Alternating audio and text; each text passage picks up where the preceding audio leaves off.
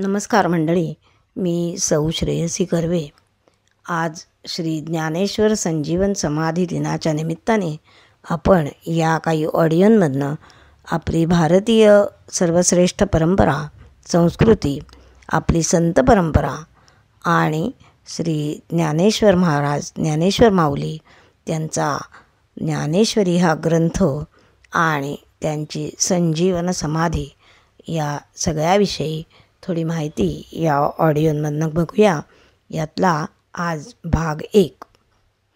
मंडळी, आपली सर्वश्रेष्ठ भारतीय संस्कृती, आधी आपली संत परंपरा ती का आणि कशी निर्माण झाली, ती आपल्या देशाची आपल्या महाराष्ट्राची तत्कालीन सामाजिक सांस्कृतिक परिस्थिती याविषयीचा थोडा आढावा आणि अशावेळी माऊलींनी केलेलं अजोड साहित्यिक सांस्कृतिक कार्य याविषयीची माहिती यामधनं आपण घेऊया. मंडळी, आता आपल्या विषयाकडे आपण वळूया.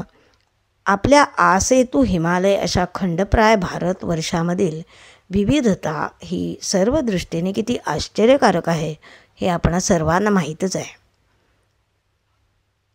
काश्मीरसारखं नंदनवन, मरुभूमीतील ओसाड वाळवंट, सुजल सुफल हिरवेगार प्रदेश, प्रचंड असं पर्वत, डोंगर, विस्तीर्ण मैदानी सखल प्रदेश, कुठे कमालीचा पाऊस तर कुठे सलग वर्षानुवर्षे दुष्काळी परिस्थिती, अशा तऱ्हेची भौगोलिक विविधता इतर कुठल्याही देशापेक्षा भारतामध्ये अधिक भारताला लाभलेली आहे. त्याबरोबरच सामाजिक विविधताही कमालीची लाभली आहे. असंख्य उपासना संप्रदाय आणि देवी देवता, हजारो जाती जमाती, शेकडो बोलीभाषा, विविध चालीरीती, उत्सव, तसंच विविध प्रदेशातले विविध भौगोलिक परिस्थितीनुसार पेहराव यांनी हा देश आणि त्याची परंपरा ही अधिक नटलेली दिसते. या सर्व परस्पर भिन्न अशा अनेकदा परस्पर विरुद्ध वाटणाऱ्या आचार व्यवहारामध्ये अभिव्यक्त होणारी अशी भारतीय संस्कृती ही केवळ अद्वितीय अशीच आहे.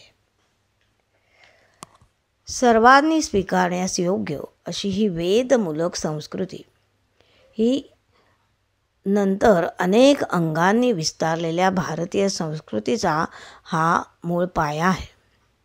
वैदिक म्हणजे वेद संहिता, आरण्यके, उपनिषदे, षड्दर्शने आणि त्यावर आधारलेलं रामायण, महाभारत हे इतिहास ग्रंथ, अफाट पुराण वाङ्मय हा आपल्या भारतीय संस्कृतीचा सर्वात प्राचीन मूळ आधार आहे. या वैदिक वाङ्मयाचा कोणी एक कर्ता नाही आहे. अनेक ऋषींना समाधी अवस्थेमध्ये वेळोवेळी प्राप्त झालेल्या दिव्य मंत्रांचं संकलन म्हणजे हे वेद. अतिप्राचीन काळामध्ये ऋषींना हे मंत्रदर्शन घडलं. मध्ययुगीन शंकराचार्य आणि आदी आचार्यांनी प्रस्थानत्रयीच्या या साहित्याचा तर्कबुद्धीच्या साहाय्याने विचारवंतांना पटवून त्याचा प्रचार केला. नंतरच्या संत परंपरेने ते अत्यंत सोप्या अशा लोकभाषेत आणून ते साहित्य, ते ज्ञान सर्वदूर तळागाळापर्यंत पोचवलं. अंतरंगातून परमेश्वराशी साधलेली एकरूपता जेव्हा प्रज्ञेच्या अंगाने प्रकट होते तेव्हा त्याला ऋषी म्हणतात.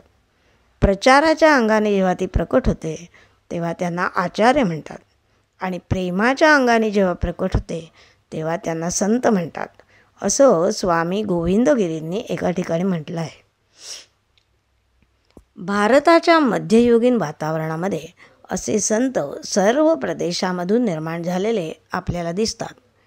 पंजाबचे गुरु नानक, मध्य भारतातील सूरदास, तुळशीदास, संत कबीर, गुजरात येथील नरसिंह मेहता, राजस्थानच्या मीराबाई, बंगालचे चैतन्य महाप्रभू, तामिळनाडूमधील आल्वार, कर्नाटकाचे बसवेश्वर, कनकदास आणि आपल्या महाराष्ट्रातील श्री ज्ञानेश्वर महाराज, एकनाथ महाराज, तुकाराम, नामदेव, जनाबाई, समर्थ रामदास इत्यादी असंख्य संत.